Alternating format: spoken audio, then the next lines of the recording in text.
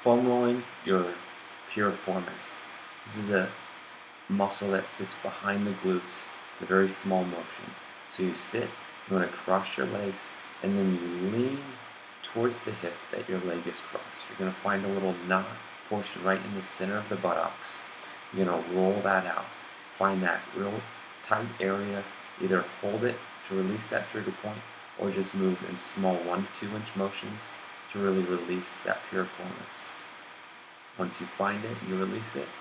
It's good. You want to switch to the other side, crossing your leg over, putting your ankle on top of your knee, and then rotating onto that hip, finding that tight area, and that's typically your piriformis. This is phenomenal to release that tension in that area